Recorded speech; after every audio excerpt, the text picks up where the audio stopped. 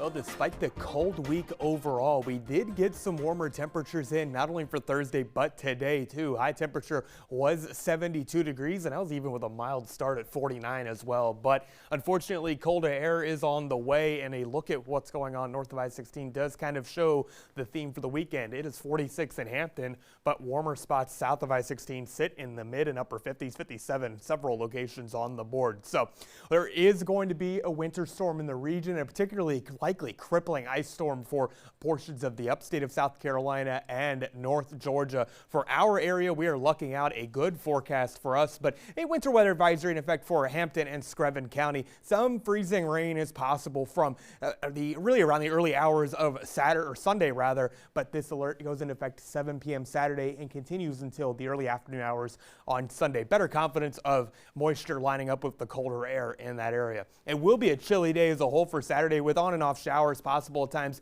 mainly into the afternoon and the evening, and just going to be downright chilly overall too. More appreciable rain is expected, but this will be very light in nature compared to what we will eventually find in the area on Sunday. So again, the winter weather advisory for our northern fringes, but the most impactful weather comes in the form of an ice storm from Atlanta all the way into the Charlotte area, even for more interior portions of North Carolina. And this unfortunately includes portions of the CSRA and the upstate. So it will be quite the active time. Travel to our north not advised at all. By the way, wide-reaching snowstorm as well, even farther north of portions of Tennessee and really the Midwest into the Mid-Atlantic. We'll get into this as well. Unfortunately, wintry mix will cause a lot of travel issues as well. So big time impacts from this system. Locally, though, things remain fine, and Viper radar has been dry a majority of the day. A few showers have moved in and out of the area, but going into Saturday, system starts to move into the region, and you get a wedge of cold air. That's strong high pressure from the northeast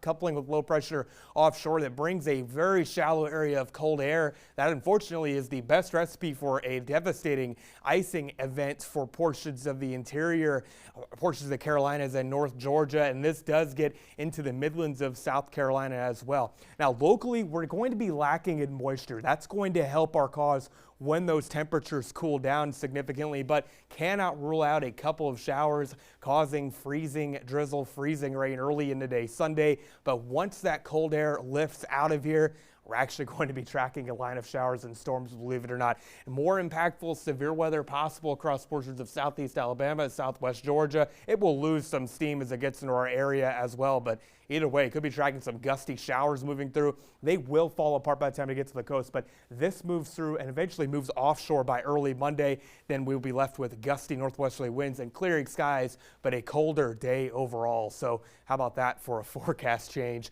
going from the potential for freezing rain in some of our northern areas in the morning to even the possibility of a strong storm or two in our southern communities. For tonight, though, a fairly cool night, but not too out of the ordinary cold for our area. Then we do get gusty northeasterly winds and just a chilly day overall. It will be hard to hit 50 north of I-16. In our local waters, due to the gusty northeasterly winds and elevated seas, a small craft advisory is in effect, and that's going to likely be the case until early next week.